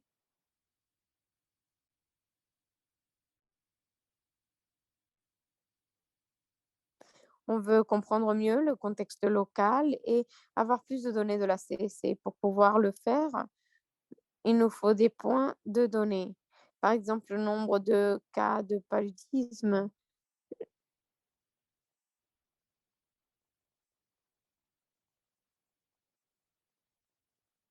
Et donc, toute cette information serait utile pour notre projet. Et le fait de pouvoir rajouter cette perspective spatiale, on peut détecter des tendances euh, de la couverture de la CSC, mais aussi de pouvoir créer des réponses personnalisées pour pouvoir adresser des barrières spécifiques en parlant de structures locales, en utilisant des structures locales et en utilisant les canaux de communication adéquats. Suivante, s'il vous plaît. Donc, depuis la Zambie, terre sans accès à l'eau, à la mer, pardon, je voudrais vous remercier. Je voudrais remercier aussi Eric Pollard de m'avoir donné le temps pour travailler ici et effectuer cette présentation que je pense que d'autres pays peuvent utiliser pour apprendre de nos leçons. Merci beaucoup. Merci beaucoup, Pauline, de votre présentation. Nous avons beaucoup de questions. Et ce que nous allons faire, c'est que nous allons adresser quelques-unes maintenant Et ensuite, Pauline pourra adresser les restes dans la boîte de discussion. La première question est la suivante. De la part de Marc Lacataire, je suis désolée si j'ai mal prononcé votre nom, en ce qui concerne l'exposition.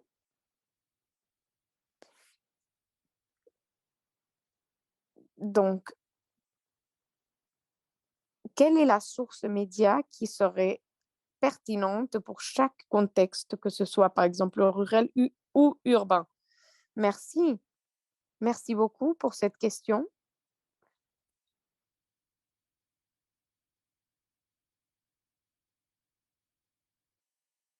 Il y a d'autres questions additionnelles que nous allons rajouter à notre liste de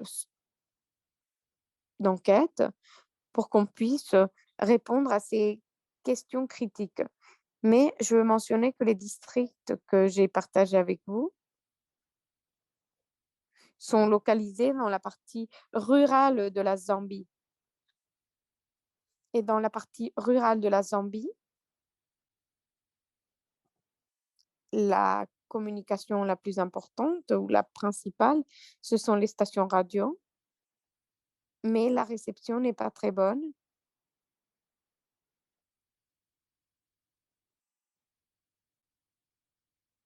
Et donc, il fallait voir d'autres opportunités, d'autres canaux de présentation, comme par exemple les conversations avec les épouses et d'autres.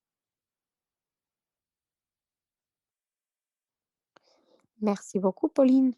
Nous avons encore une autre question de Nour. Excellente visualisation, Pauline. Est-ce que je pourrais savoir quelle est la raison des peurs des produits chimiques? Est-ce qu'il y avait des mauvaises expériences ou des croyances locales qui influencent avec l'utilisation de ces produits? Merci beaucoup, Déborah, et merci beaucoup de votre question. Oui,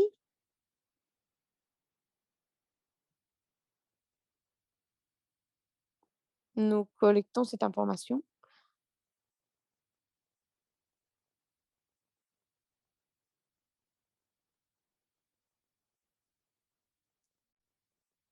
Et par exemple, la campagne là que nous allons commencer entre le 26 et le 27, c'est toujours la même période. Nous avons le formulaire de collecte de données. C'est un outil que nous utilisons pour collecter les données. Et en termes de refus, la peur de produits chimiques est liée à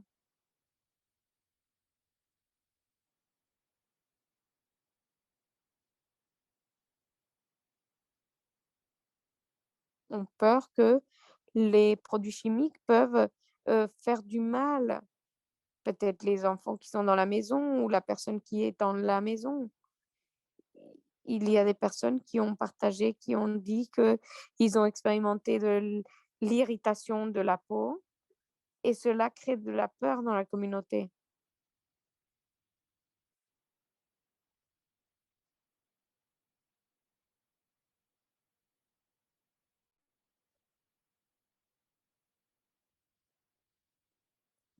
Et donc, c'est surtout ce qui était l'irritation de la peau et ceux qui ont eu une réaction à ces produits. Il y a 2 personnes qui ont mentionné qu'ils ont eu, donc de problèmes et donc on partage cette information. On peut parler à la communauté de ce produit chimique et on peut éliminer ces quelques barrières que nous avons et on peut le faire de façon appropriée, à travers des messages appropriés. Merci beaucoup, Pauline. Une dernière question de Joseph. Est-ce que vous mettez en lien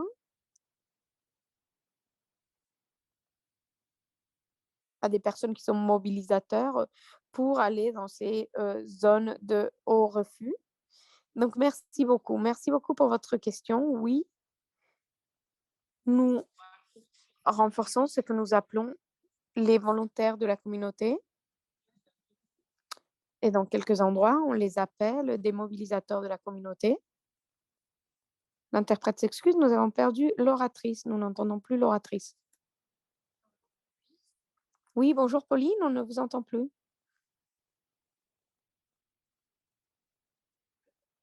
Je crois que nous avons perdu Pauline.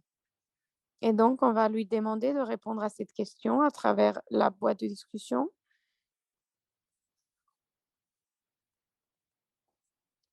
Ce sont toutes les questions que nous avons pu répondre aujourd'hui. Nous n'avons pas plus de temps. Merci beaucoup, Pauline. Et merci beaucoup à tous de vos excellentes questions. Elles sont excellentes. Pauline, on espère que vous allez pouvoir répondre à ces questions à travers la boîte de discussion. Il y a des questions sur les punaises de nid et aussi à quel point vous pouvez répondre rapidement à ces données. Maintenant, j'aimerais passer la parole à Gabriel qui va présenter notre prochain thème. Merci beaucoup. Merci beaucoup, Debra, et merci beaucoup, Pauline. Je suis désolée de vous avoir perdu vers la fin. On espère que vous allez pouvoir vous reconnecter pour répondre à ces autres questions. Alors, notre dernier point de l'ordre du jour d'aujourd'hui est un nouveau type de présentation que nous appelons diapositive suivante, s'il vous plaît. Merci. Donc, nous avons une nouvelle style de présentation pour notre groupe qui s'appelle Lightning Talks, donc conversation rapide, et nous essayons d'essayer ce nouveau format. Les discussions éclair sont l'occasion d'en apprendre rapidement davantage sur les efforts de lutte contre le paludisme sur lesquels les membres ont travaillé au cours des dernières années. Les discussions éclairs durent 5 minutes, suivies d'une courte session de questions-réponses. Il s'agit d'une présentation rapide et brève sur les principaux messages de l'œuvre, semblable à une présentation affichée. Puisque nous avons tellement de présentations aujourd'hui, ces discussions éclairs vont être divisées en 2 salles par sujet. Vous êtes libre de choisir la salle qui vous intéresse le plus aujourd'hui. Toutes les diapositives et enregistrements des sessions des discussions seront partagés par la suite, de sorte que vous aurez l'occasion d'écouter les présentations dans la salle que vous n'avez pas assisté aujourd'hui. Suivante, s'il vous plaît. Voici vos 2 options. D'abord, la première, c'est sur la CSC au niveau de la communauté et ils incluent l'impact de les interventions CSC au niveau de la communautaire, au niveau communautaire sur les déterminants comportementaux du paludisme dans le cadre d'un programme CSC de santé intégré à grande échelle en Tanzanie. La CSC pour la livraison intégrée de moustiquaires de CMC pendant la pandémie de COVID-19 dans l'éclat de Zamfara au Nigeria, l'État reculé, comment les filets peuvent-ils mieux fonctionner par l'arrangement du couchage du village, et ensuite l'utilisation de l'approche modèle pour explorer l'administration par les soignants de sulfadoxine pyrimétamine amodiaquine aux enfants de 3 à 59 mois au Togo. Ces 4 présentations seront données ici dans la salle plénière où nous allons avoir l'interprétation et nous sommes tous ici déjà présents. Nous allons avoir donc l'interprétation en anglais, français et en portugais. Si vous êtes intéressé dans cette chambre, vous allez rester là où vous êtes. Notre deuxième thème, c'est sur l'atteinte des personnes non atteintes. Cette salle comprend les présentations sur atteindre les visiteurs forestiers marginalisés avec des services de prévention du paludisme en utilisant l'engagement communautaire et le mécanisme de coupon axé sur le client, prévention du paludisme et comportement de recherche des soins chez les amateurs de forêt au Cambodge, et impact initiaux du CSC pour les populations minières aurifères difficiles à atteindre en Guyane. En raison des limites techniques de Zoom, cette salle de discussion éclair se tiendra en anglais uniquement. Suivant, s'il vous plaît.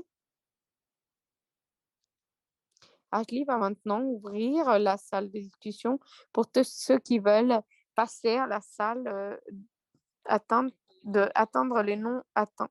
Vous devriez voir une boîte qui apparaît sur votre écran. Si vous voulez rester dans la salle de discussion éclair axée sur le paludisme CSC, vous devez rester ici. Vous devriez avoir une fenêtre qui s'ouvre dans votre écran. travail. Merci beaucoup d'aimer ce groupe de travail et merci beaucoup de votre session. Nous avons toujours une session demain. Le forum virtuel, c'est toujours 2 jours. Donc, merci beaucoup de votre attention. Merci beaucoup de cet moment. Est-ce que je pourrais avoir mes diapositives, s'il vous plaît? Je voudrais remercier Amy de tout le soutien que vous nous avez donné avec Zoom. Je voudrais aussi remercier les orateurs d'aujourd'hui et notre PDG adjointe. Merci beaucoup. Malaria, donc le paludisme est bien là. Et nous voulons nous assurer que la CEC est bien présente et que nos ressources peuvent être utilisées pour nos interventions. Je vais aussi remercier Abdel et Youssouf et Pauline pour les aperçus ou les informations importantes que vous nous avez données lors de vos présentations. Aussi, je veux remercier tous les participants. Nous avons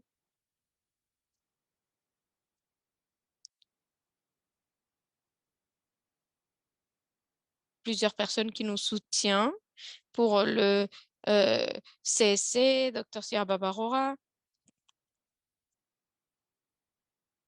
Vous nous donnez toujours plusieurs idées dans la CSC. Merci beaucoup de nous avoir rejoints. Je veux reconnaître aussi nos prédécesseurs, nos leaders et Gouda. Vous avez donné des bases très importantes pour ce groupe de travail technique. Et je veux remercier aussi le secrétariat, les membres du comité directeur. Merci beaucoup d'avoir organisé ceci. Je dois vous dire que pendant que c'est organisé maintenant, c'est comme si on organisait un mariage. On veut toujours le meilleur. Et ce que vous voyez, c'est vraiment le meilleur de ce forum virtuel. Demain, nous avons un ordre du jour très intéressant. Et dans cet ordre du jour, nous avons des représentants du programme de contrôle national du paludisme. Nous avons le manager du programme qui va nous parler de la priorisation et les différents programmes.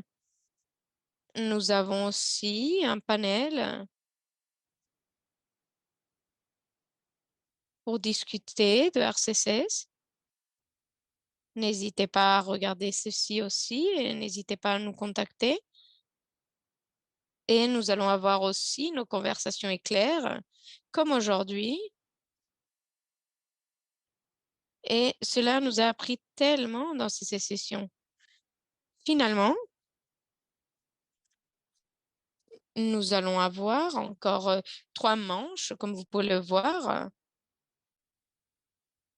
avec donc les médias de masse pour le paludisme et la CSC et le communication. N'oubliez pas de vous connecter demain, soyez avec nous. Le secrétariat va envoyer un email aujourd'hui pour les messages de la journée numéro 1. Et entre-temps, s'il vous plaît, rejoignez les membres dans Springboard. Nous voulons continuer cette conversation. On vous aime. Aujourd'hui, on aurait dû être tous ensemble. On aurait dû prendre une photo tous ensemble avec la PDG adjointe. Mais nous avons plus de 250 membres maintenant. Donc, merci beaucoup. C'est notre bébé et on vous aime beaucoup. On l'aime beaucoup. Il faut qu'on continue de le faire grandir, grandir et grandir. Et maintenant, j'aimerais clôturer ce forum virtuel. Merci beaucoup de nous avoir rejoints aujourd'hui.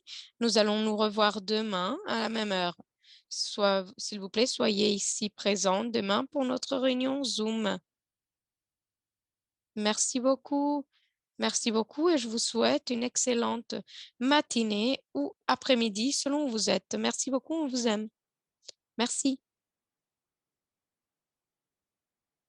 Merci beaucoup, Marianne. Merci tout le monde. Merci tout le monde.